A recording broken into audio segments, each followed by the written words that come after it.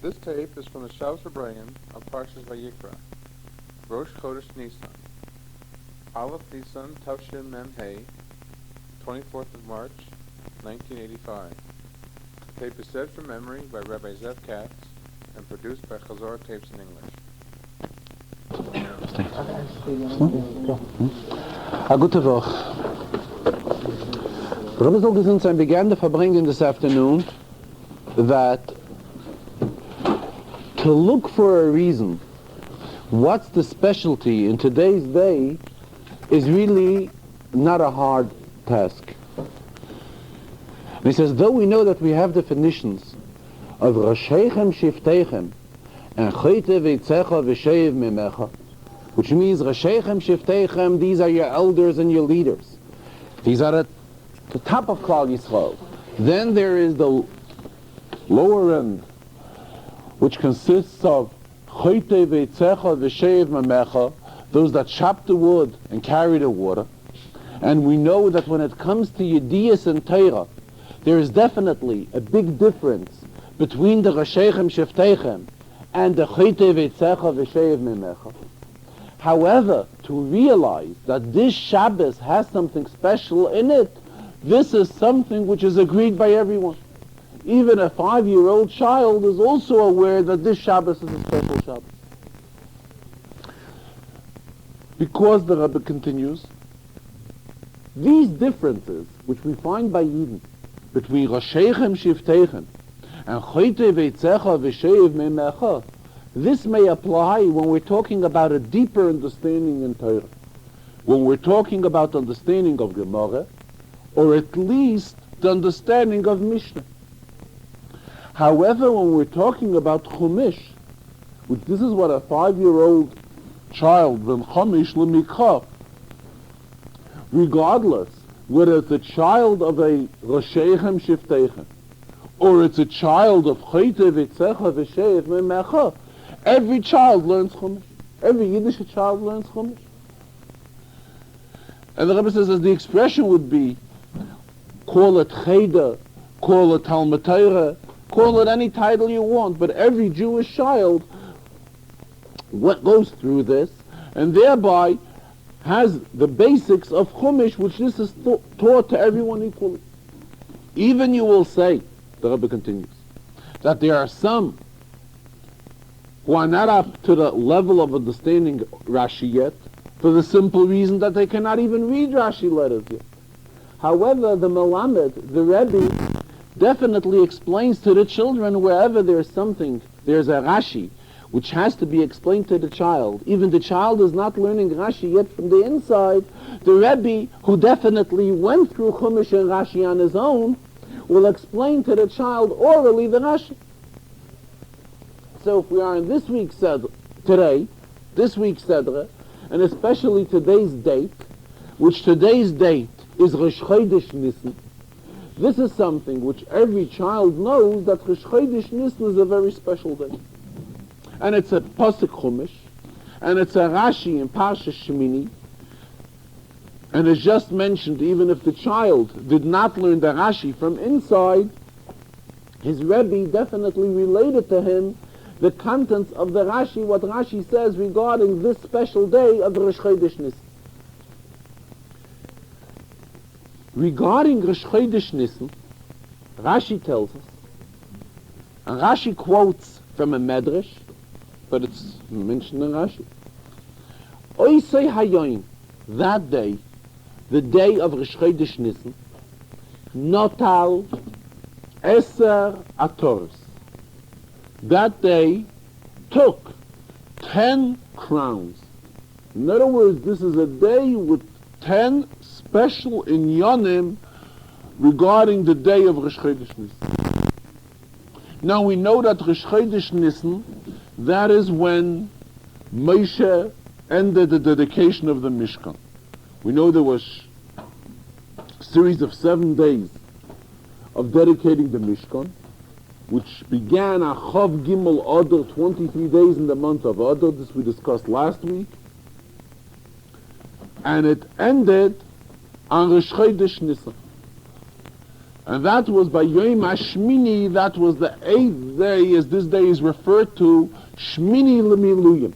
It is the 8th day of these, the prior 7 days of dedication of the Mishkan. And here Rashi tells us that this day had Eser Ataris, 10 crowns. Now what is a crown? Because it's also something which can be explained very simply. Again, that even the 5-year-old child, or a Pashut Shivah Pshutim, a most simple type of Jew, will understand the specialty of this day.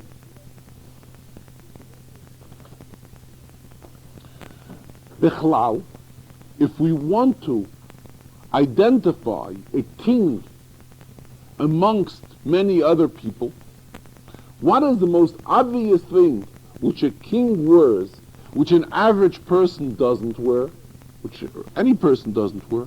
That is a crown. Though we just read in the Megillah that there is levush asher lavish by HaMelech, there is also not just a crown, there's the special clothing which a melech wears. Because we just read in the Megillah when the night that Achashverosh couldn't sleep, and there came Haman in the middle of the night, and he asked him what should be done to the man who the king wants to reward him. What did Haman tell him? Yaviu lavush asher lavish by HaMelech, let it be brought, the special clothing which the king wears, and the special horse which the king rides on, and the special crown which the king wears. So from here we see that there is a lavush asher lavish by HaMelech. There is a special garment which is also specialized for a king. However, the Rebbe says it is still easier to identify the king by his crown rather than by his clothes, by his garments. Incidentally, the Rechakav, Rebbe says, while just referring to the Megillah, Rebbe says there's something which requires attention in this inyan of the Megillah. When Haman told Achashverosh what should be done, he told him, Yaviu levush asher lavish by HaMelech, that be brought the clothes, the sus asher rochav alav HaMelech, and also what? The crown. That's what Haman suggested to Achashverosh, that this is the honor that should be given to the ish asher HaMelech chafetz b'yikaret. When we read the Megillah further, we find something very interesting. That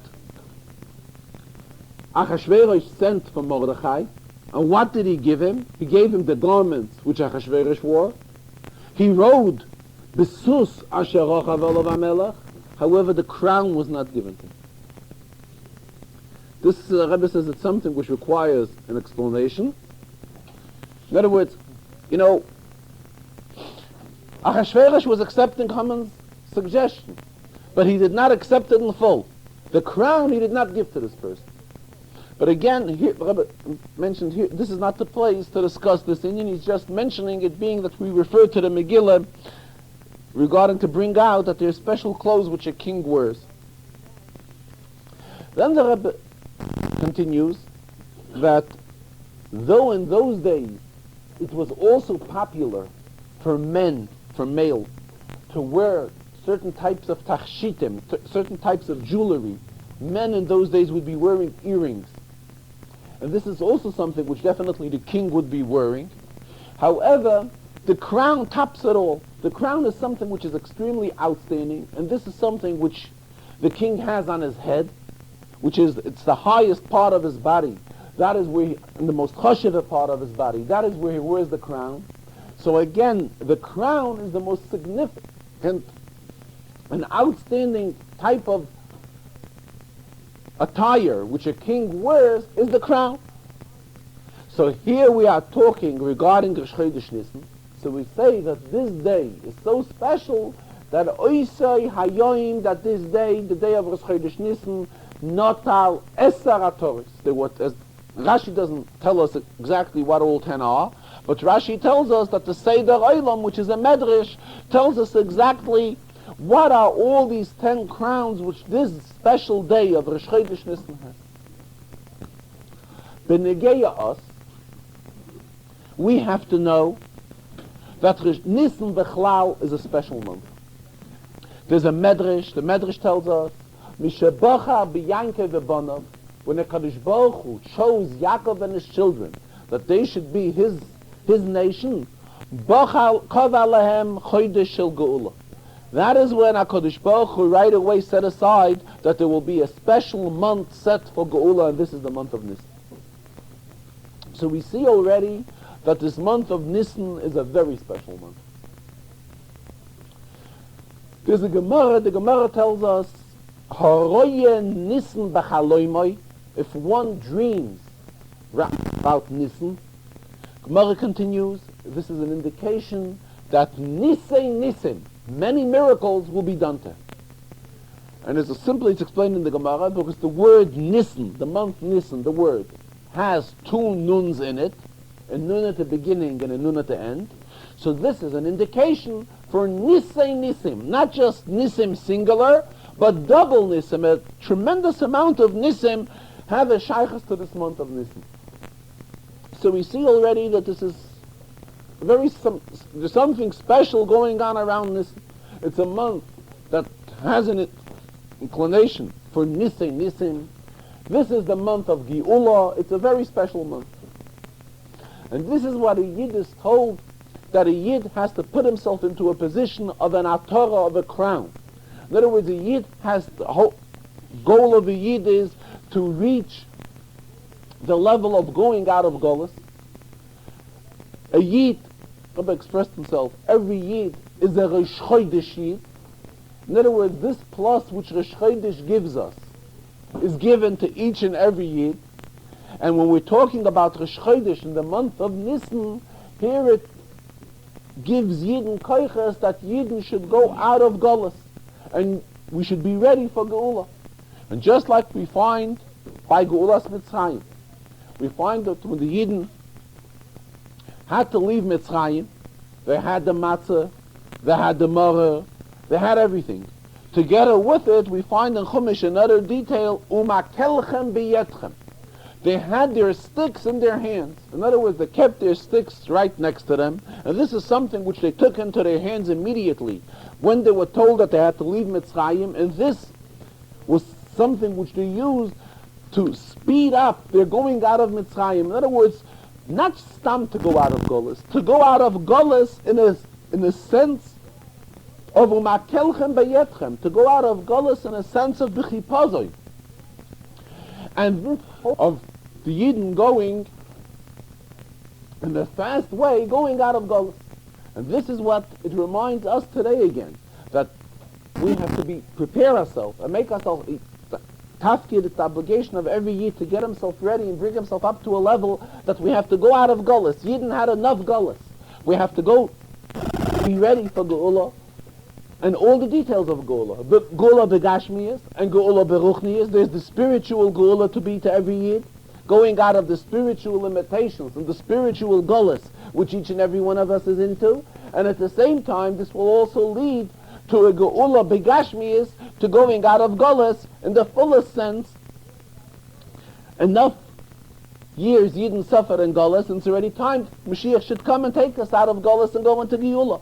And all of this is revolving around the month of Nisan, and particularly around the Rosh Chodesh Nisan, which is the first day of the month. So this day of Rosh Chodesh is a day with extremely a special day, with a lot of very meaningful to us, because this is the reminder, or more than a reminder, it leads us and warms us up to prepare ourselves to go out of Golus and go into Geula. One of the inyanim which is discussed in the Medrash, one of the milas of that Rosh Chodesh Nisan, which was the Shmini Lemiluyim which we just mentioned. So one of the milas in the Medrash, he says that in that year, this Rosh Chodesh Nisan came out to be on a Sunday. What's the mile of a Sunday? Sunday is the first day which HaKadosh Baruch Hu created. So the Medrash there, one of the Asara Atoris, he counts the fact that Rosh Chodesh Nisan came out on a Sunday. Rabbi says that is in that year when it came out on a Sunday. But today Rosh Chodesh Nisan is on a Shabbos. I've explained But just like we find in a general scope, there's a difference between Nisan and Tishrei. That Nisan is an inyan of Lamayla Mederach HaTeva. As we just discussed, the whole idea of Nisan is Nisan. However, Tishrei is Teva. This is explained in Hasidus at length. The differences between Tishrei and Nisan. Nisan is an inyan of Nisan. Unusual things happened in Nisan. First and foremost, idea of Yitzias Mitzrayim. In Tishrei, there's nothing unusual in Tishrei. There's the Avodah of Tishrei and there's the Avodah of Nisan. However, the Avodah of Tishrei is an Avodah Tivis. As in Yonim Stein al Piderach HaTeva. Shabbos, if we were to take Shabbos and Sunday, it lets itself be compared like Nisan and Tishrei. Tishrei is an inyan of TV. Sunday is also something natural. It's the first day of creation. Shabbos has a plus in it. It's like the inyan of Nisan, like Nisan. In other words, we are not, as discussed in Chazarah and Chassidus, the milas of Shabbos. So Shabbos, the pshat is Shabbos, we're in a yet higher madrega than on a Sunday. So Mamela, here the Rebbe referred to it. There's a letter from the Frierdiker Rebbe, which the Rebbe mentioned recently in a few Farbrengens, where the Frierdiker Rebbe expresses himself, Imdu hochin kulchem, that we should all stand ready to get involved in the work of Afatas HaMayonis and Afatas HaYadus. The Rebbe explained, the expression of the Frierdiker Rebbe is Imdu, we shall all rise and be ready to get involved in the work. Then the Rebbe adds on, hochin, we should be ready. So during the week, we have to prepare ourselves. However, the level which a Yid stands on Shabbos, he is already hochin. He isn't the madrege of hochin. Of Shabbos, we are on a much higher madrege than we are during the entire week. So Mamela, Shabbos, a Yid is in a level already of hochin. Then comes kulchem. What's the whole idea of kulchem? Kulchem is together, unity, achdus. In other words, as we stand in Shabbos and in a level of kulchem, here we are given a tosefes koyach, an extra amount of koyches to get involved in the avodah of Afatas HaMayonis and Afatas HaYadus, as the Rebbe referred particularly in recent years, that there's a great demand to be involved in the avodah of Afatas HaMayonis, spreading the wells of Chasidus, and to reach out to Chutzah. The idea is not that Chutzah should remain Chutzah, and the Mayon should remain in its place, the well. What are we told? We have to take the Mayon, the well of Chasidus, and bring it to such an extent that the Mayon should reach to Chutzah. In other words, the Rebbe explained, we know that there are concepts of Reshus HaYochid and Reshus HaRabim. In Halacha, especially in Hilchas Shabbos, it's Negeya. Reshus HaYochid means it's a singular Reshus. In other words, it's private property. Reshus HaRabim is a public property.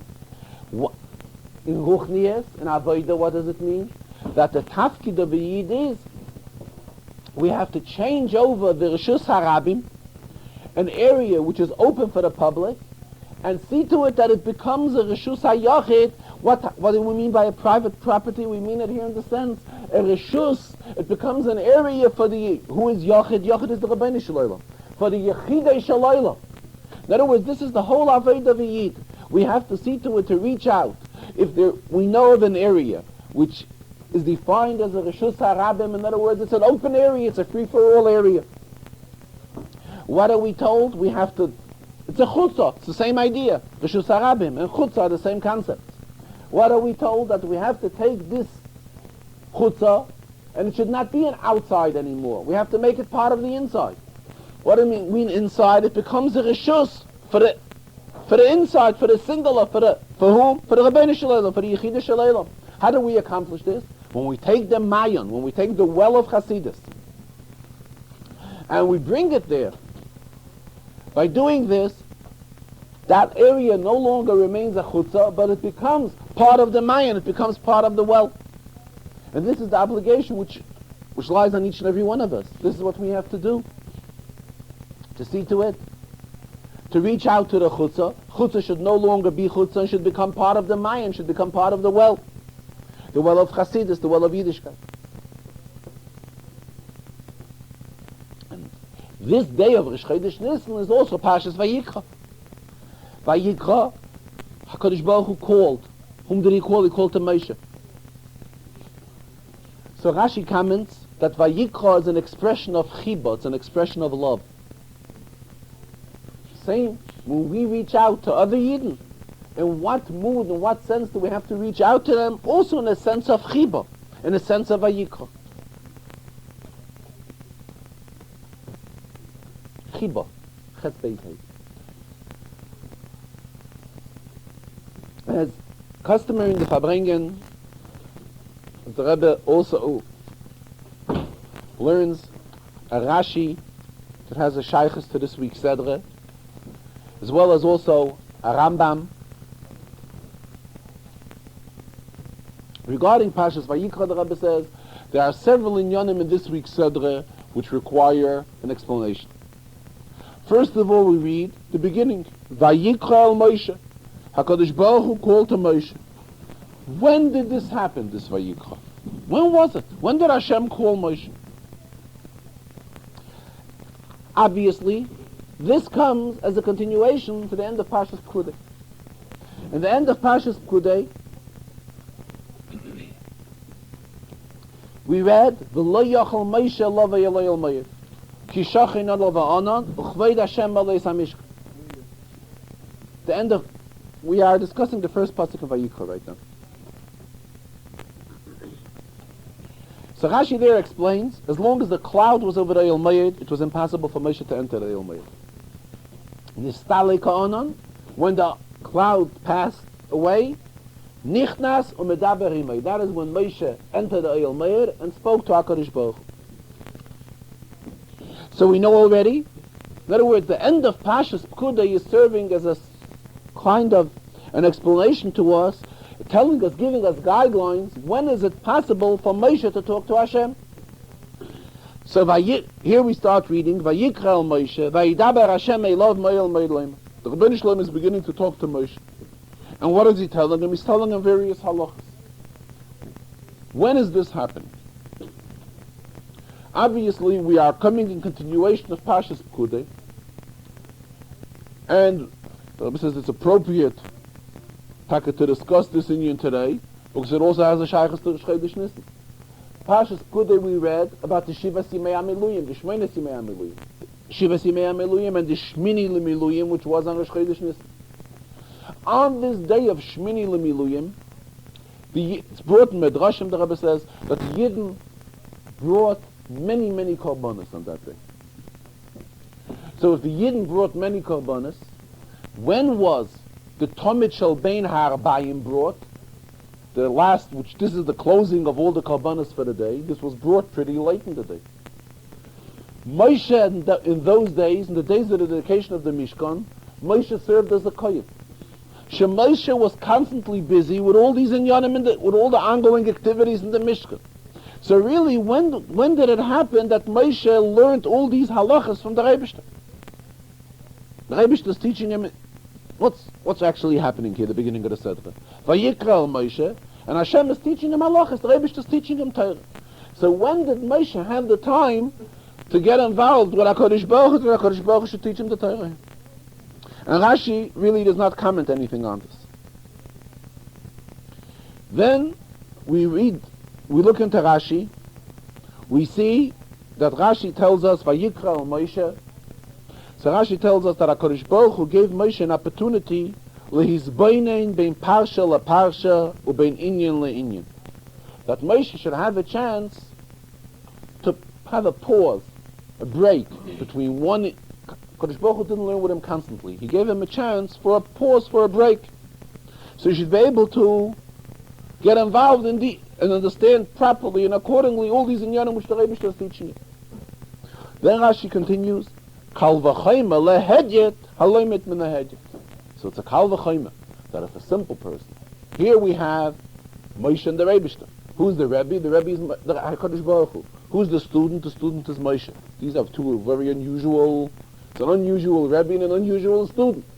However, when we have ordinary people like ourselves, a hedyet, loymit min hadyet, one person teaching the other, then it's definite that the Rebbe should give a chance to the Talmud, give him a break so that he should be able to think into the inyanim and digest properly the inyanim which he's teaching.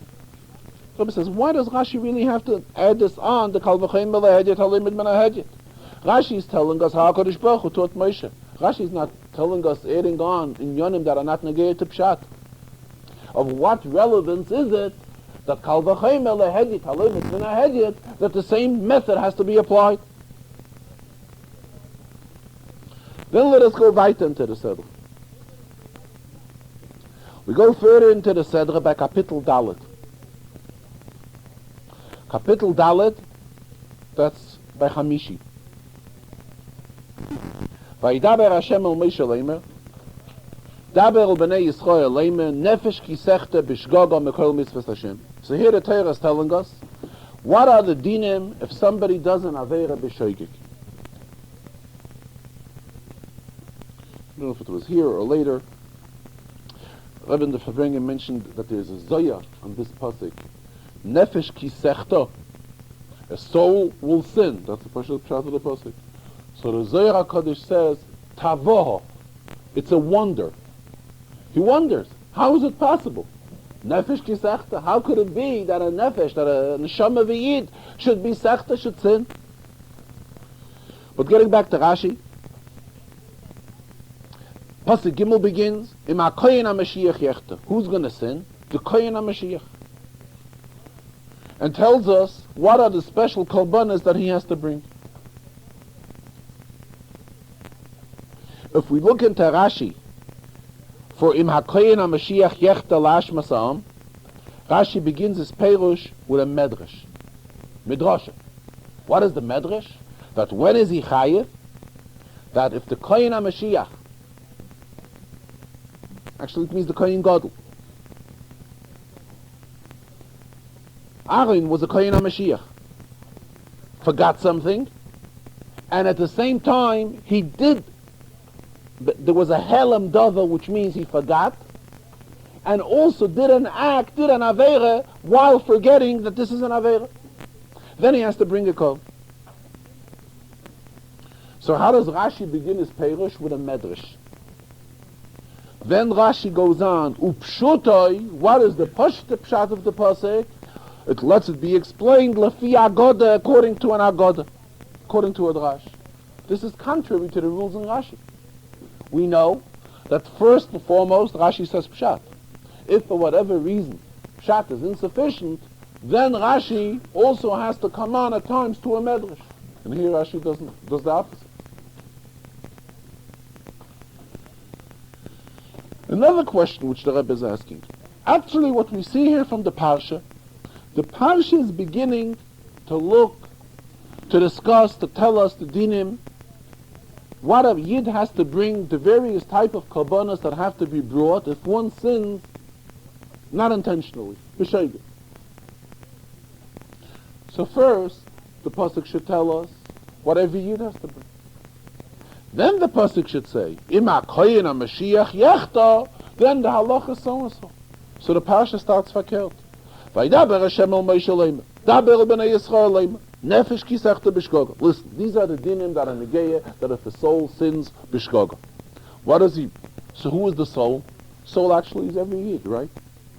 Comes to pasuk Gimel, he starts right away talking about an exception, the Koyin HaMashiach. When does he get back to discuss the dinim of the chatois, which every yid brings? Much further. After it's discussed about kol hadas Yisrael, if everybody forgets and does something wrong. Then we come back in Shishi, we come back vim nefesh achas techter bishkoga. These are the korbanos that it should bring. These psukim, which Shishi begins with, this should have been the immediate pasuk right after pasuk base, because the Torah starts telling us what should the Torah discuss first. First, the Torah should discuss the dinim which have a shaychus to every yid. Nefesh ki sechta. If a yid sins and he has to bring a korban, sin b'shogeg, these are the details of the korbanos that he has to bring. So the Torah puts this aside, and the Torah goes to discuss all of the halachas regarding these exceptional people, the Kohen HaMashiach. And then, after everything is discussed, we get back to Nefesh Achas Techte Bishgoga. The Seder and the Psukim requires an explanation. And what's really not understood, why doesn't Rashi comment anything to explain? Rashi, whose inyan is to explain Pshuta Shel Mikra, here we have such an obvious question, and Rashi doesn't say anything. So regarding all these questions, regarding the question in Rashi, in a Makoyin HaMashiach Yechta, why Rashi brings first the Drash and later the Pshat, here the Rebbe expressed himself, Tein lechacham v'yechkam oid. He's leaving it, give it to a smart person, and he will become yet smarter. In other words, the Rebbe says he's leaving this question up to everyone. Let this question keep us busy. Let us look for a teretz. Regarding this inyan here of Kohen HaMashiach, I was explaining as follows. We're going with the approach that when is this parsha spoken? This parsha is spoken b'shmini l'milui. In other words, after past a week of the dedication of the Mishkan, shmini l'miluyim, who was the kohen for this entire week? So we know we discussed it last week and discussed the Psukim Moshe Rabbeinu did the Avodah. It was after the 8th day that he turned over the kahuna to Aaron, and Aaron began serving permanently as a kohen gadol. The Mele, this is an inyan. This parsha is spoken on this Shmini L'Miluyim, which is a Chodesh Nisan. When was the entire concept of a Kohen HaMashiach created? On this day, on Rosh Chodesh Nisan. Because until then, Aaron did not serve as a Kohen. It was Moshe who served as a Kohen. Here, Moshe is telling Aaron that Aaron will have to take over and thereafter serve as a Kohen Gadol. Mele, it's most appropriate that the first thing that should be discussed on that day is something which has a shaykhus to an inyan which was introduced on that day. And being that on that day the concept of Kohen HaMashiach was introduced, Aaron became the Kohen HaMashiach then, that is why first we discuss here an inyan which has a shaykhus to the Kohen HaMashiach, because this is the special day when this happened. And then first we come to discuss all the details which have a shaykhus to every year.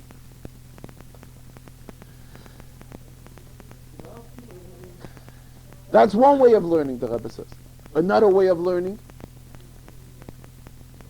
is being that when the Pasuk talks about the Nefesh Achas, about every person who will sin, the Pasuk gets involved into many, many details, until we come to the details of Korban Oila V'Yored. Korban Oila V'Yored means that some could afford a more expensive korban, others cannot afford that and they'll afford a less expensive korban. After that, the Torah comes to learn, teaches us all the dinim about a shvu, about an oath. The Mele, the Torah gets into a very long ariches about the dinim which have a shaykhus to every yid. So what should it be? First the Torah should tell us about every yid, briefly. Then get involved with the Nefesh Achas with the Kohen HaMashiach. Then go back to all the details of a Korban Oila V'Yored and a Korban Oila V'Yored, and also those Karbanos which come as a result from a false Shvuah, which this also applies to every yid. It would be a strange Seder. So that's why the Torah tells us first the dinim of Kohen HaMashiach. Then the Torah gets into discussing the dinim which apply to every yid. And here the Torah discusses it already at length, because we're talking about every yid. So we're discussing about his chatas. Not only about his chatas, we're already discussing more details. We're discussing about his korban Oila V'Yored. Certain yid will bring a bigger korban, because he can afford bigger. The one who cannot afford will bring a smaller korban. And then we discuss already the dinim of shvuah, of Allah. Because these are the two explanations which seem to him. And if anybody has any better interpretation or any other way how they wish to learn here, gesundheit, they could go ahead and learn it any other way, and it's welcome. regarding the Rashi in the beginning, why Rashi concludes with Kal V'Chomer lehedyet haloymit min hahedyet. This, the Rebbe says, is very simple. Because every Indian in Torah is not stam telling us the method which HaKadosh Baruch Hu chose to learn with Moshe Rabbeinu. Torah tells us in Yonim so that it should have a shaychus to us. The Mela, Rashi is stressing, why is the Torah telling us which way HaKadosh Baruch Hu is teaching Moshe? HaKadosh Baruch Hu gave Moshe a break so that Moshe should be able to have time to think into the Indian and understand it better. So what relevance does that have to us? So Rashi right away tells us, the reason this is told to us is because Kal V'Chomer lehedyet haloymit min hahedyet. That when one person teaches another person in our level people, we also should teach in the same way. We should also see to it that this is a pasha de derech, how the Talmud can better understand. That when the Talmud is given an opportunity of a pause, a break, that he should be able to think over. His Rebbe gives him a chance that he should be able to think over the inyanim which his Rebbe just told him. This will enable him to understand better the inyanim and Torah. So the entire reason, why does the Torah tell us the method, how HaKadosh Baruch Hu taught Torah to Moshe Rabbeinu, so that we should be able to apply the same method, lehedyet haloymit min hahedyet. So that is why Rashi has to conclude with these words, Kal V'Chomer lehedyet haloymit min hahedyet, because for this reason the Torah told us the whole thing, how HaKadosh Baruch Hu taught Moshe Rabbeinu. How did the Rebbe teach Moshe Rabbeinu? He gave him a chance that he should be able to be mizbaining, to think, ben parsha la parsha. The same we should know, that when one person teaches another, he has to teach him the same way. Regarding the Rambam, the Rebbe again spoke at length of the importance of making big siyumim for Rambam. Make it approximately around the Rambam's birthday, which comes out to be on Yud Daled Nisan on Erev Pesach. It mustn't be made on Erev Pesach, it can be made days before or days after. But the main thing that it should be made, and should be made accordingly and properly, having participation of many people, and seeing to it also here today the Rebbe stressed, it's extremely beneficial to see to it to have Rabbanim and Rosh Yeshivas also participating in these siyumim. And the Rebbe said it's very simple, because when a Rav will participate in such type of an inyan, or a Rosh Yeshiva will participate in it, this will ultimately lead to it that their followers will also begin taking part in the shiurim of the Rambam. And the Rebbe says, we are before Shabbos HaGadol, and since he doesn't know why, but nobody thought of it, and he has to alert every union he has to bring to our attention. It says before Shabbos HaGadol, we're a week before Shabbos HaGadol, and Shabbos HaGadol this year does not fall out on Erev Pesach like it does in some years. In other words, but this year between Shabbos HaGadol and Erev Pesach, which is the Rambam's birthday, we actually have almost a full week, because Erev Pesach will be on Friday. The Rebbe says he's surprised why nothing was done to contact Rabbanim, because every Rav holds a drosha on Shabbos HaGadol. How should Yeshiva Bacharim know that a Rav holds a drosha on Shabbos HaGadol? How do they know these things? The Rebbe says it's very simple. It's a halach in the Alter Rebbe Shulchan Aruch. So if one learns the Alter Rebbe Shulchan Aruch, the Alter Rebbe says that it's an old custom that Rabbanim hold droshas on Shabbos HaGadol. In the olden days, their drushes used to be based on teaching people the halachas of Pesach. In other words, the Shabbos before, they would gather everybody, congregate everybody to shul, and teach them the halachas of Pesach. Now that the halachas of Pesach are accessible to everybody could learn from Shulchan Aruch. So what Rabbanim utilize the Shabbos HaGadol drasha is to utilize it to discuss inyanim which bring lira es Hashem, to fear the Rebishter. Memele, what is most appropriate is to see to it, to contact Rabbanim and Rosh Yeshivas, and to speak to them properly, Rabbi says, as a Rav and Rosh Yeshiva should be spoken to. In Rabbanim she'oisiyas and in Rosh Yeshiva she'oisiyas, the lettering and the wording which is befitting to address a Rav and a Rosh Yeshiva, and urge them that in their drashas, in their sermons, which they will be holding next Shabbos, They should talk about the importance of learning Rambam, the fact that this year is 850 years since the birth of the Rambam, and urging people to participate in the Siyumim Rambam, and at the same time get involved in learning of Rambam.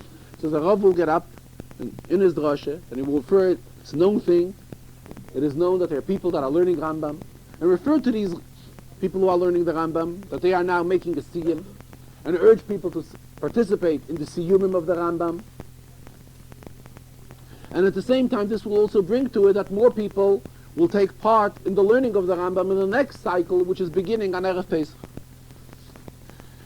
As it's customary in the Farbrengen, the Rebbe also discusses an inyan which has a shaykhs to the Shir Rambam of that day.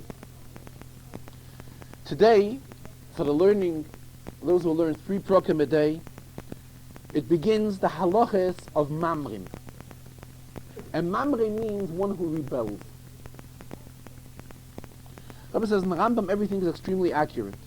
If we look through these prokim of Hilchas Mamrim, we will see to it that we will notice that what does the Rambam discuss in Hilchas Mamrim? He discusses the halachas of Sanhedrin.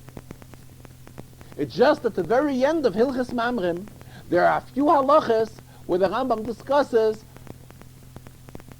about a Zokim Mamrim, meaning somebody who rebels and goes against the Sanhedrin, and paschals against the Sanhedrin and so forth.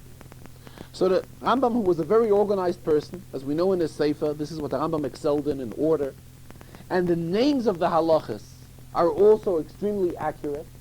Why did the Rambam choose to name these halachas Hilchas Mamrim? Should have been, okay, and actually it's part of Hilchas Sanhedrin. So we already have Hilchas Sanhedrin in the Rambam. So if we look into Kochim, we also have several titles of halachas which are very similar one to the other by name, by title. And still the Rambam uses these names. So the Rambam should have found some other appropriate name with the word of Sanhedrin. That could be a separate grouping of halachas. It doesn't have to be called Hilchas Sanhedrin because we already have Hilchas Sanhedrin, but add on another word to the word Sanhedrin which should define properly what these halachas are about. And for whatever reason, the Rambam doesn't. If we go into the contents of what the Rambam discusses in the very first Perek, the Rambam discusses the power of the Sanhedrin, or actually, the power of the Chachamim. And the Rambam says that it is our obligation to listen to what the Chachamim institute. And the Rambam bases it on a pasuk. There's a pasuk al pi ha'toira asher yehucha, based on the teachings which they will teach you. Who does they mean? The Chachamim. So Memela, by listening to Chachamim, there's a mitzvah saseh involved in it. Then the Rambam brings another pasuk. There's a pasuk which tells us, Lo sosur mikol hadavar asher yagidu lecha yamin esmoil. We should not turn away from whatever they will tell us left or right. So that means we have to listen to what the Chachamim tell us. So actually the Rambam here has a mitzvah saseh and a mitzvah lo saseh, which both of them obligate us to listen to whatever the Chachamim tell us. So based on this interpretation of the Rambam actually leads us into a situation where listening to a Rabbanon is the same thing like fulfilling a mitzvah of Minat Torah. So the Ramban, in his Pirush on Sefer HaMitzvahs of the Rambam, argues the Rambam. And the Ramban claims, the Lechem Mishnah was a Meferish and the Rambam brings it here, that comes out something very strange. Because based on this interpretation of the Rambam, every Midrabanon has the same validity as a Midaraisa. And we always know that there are mitzvahs Midarabanon and there are mitzvahs Minat Torah. We always know that the mitzvah which is Minat Torah has a much stronger validity than a mitzvah which is a Midarabanon. And here the Rambam ties in that every Darabanon fulfilling and listening to every Yisra Darabanon is part of an Yisra Daraisa. Not Stam an Yisra Daraisa, there's a mitzvah Saseh and a mitzvah Lo Saseh. It's even stronger than many Daraisas, because many Daraisas have only either an Eseh, a mitzvah Saseh, a positive mitzvah, or a mitzvah Lo Saseh. Don't do so-and-so. By not listening to the Chachamim, we are over on 2 mitzvahs. We're over on a mitzvah Saseh, and we're over on a mitzvah Lo Saseh. This is something very strange. Rebbe says these inyanim are discussed at length in many commentaries on the Rambam, especially in today's age. The Rebbe says we live in an age where there are many svarim which have already accumulated and gathered all these inyanim from all previous svarim. Just to mention one, this is the name of it. It's famous. There's the encyclopedia, Talmudic encyclopedia, which under the erech of Divrei Seifrim,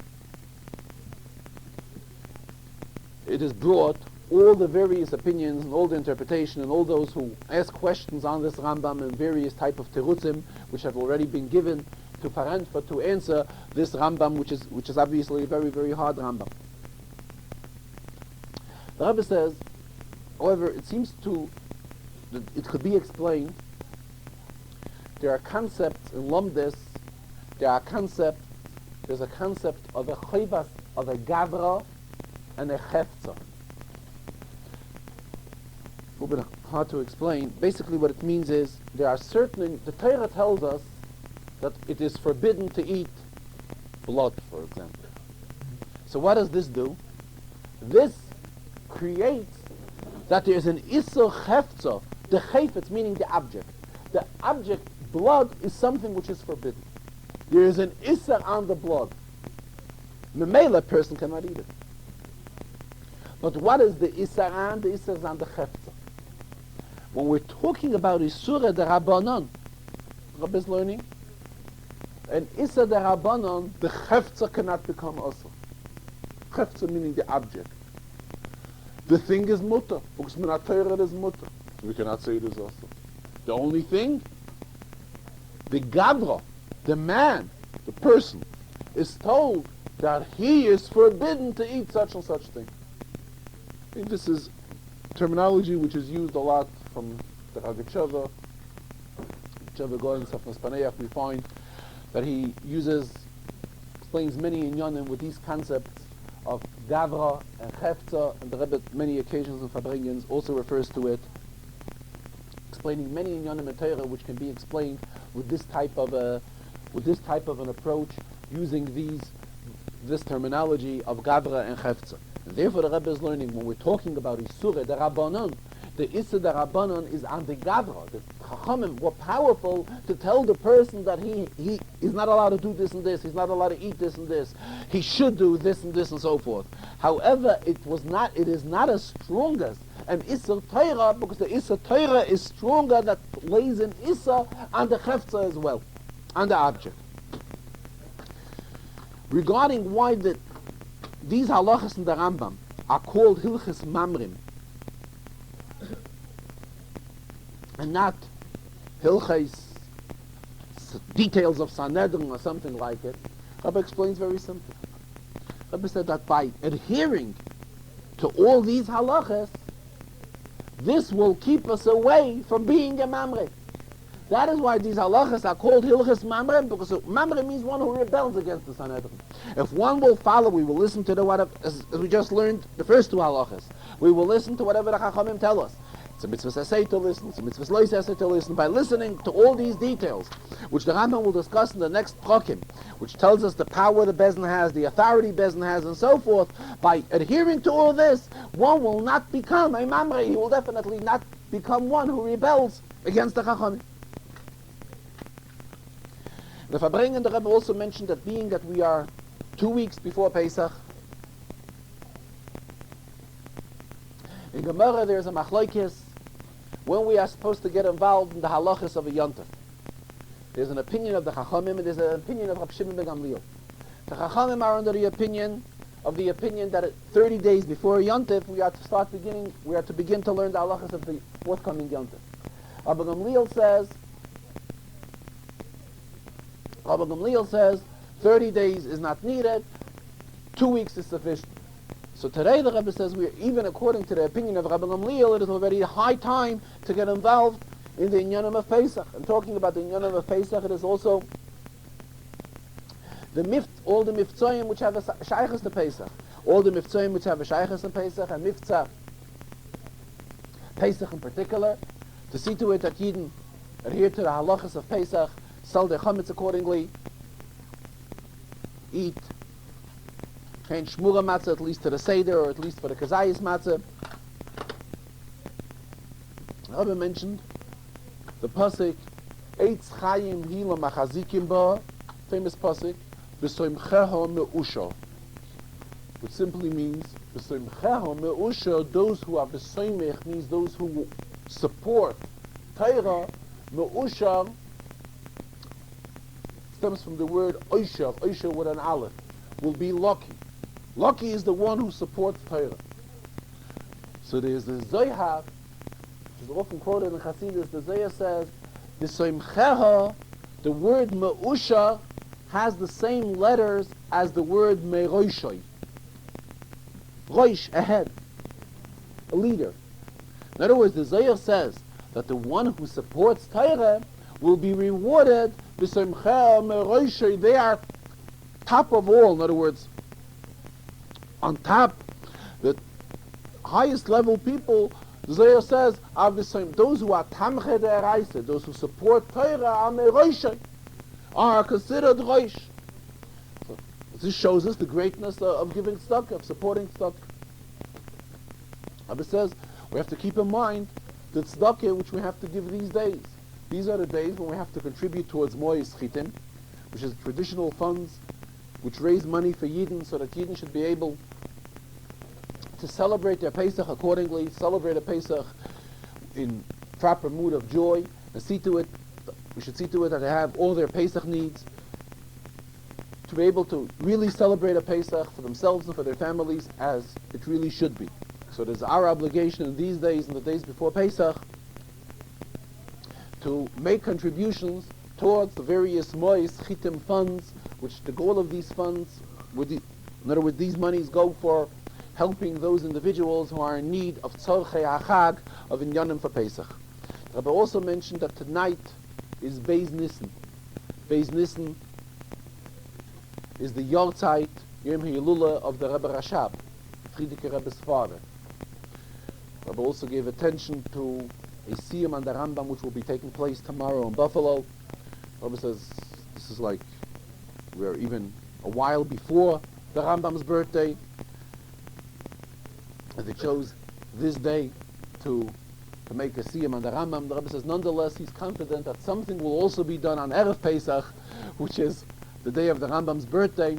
Though they're making a major siyum tomorrow, he's still suggesting something be done on Erev Pesach as well. I've also paid attention to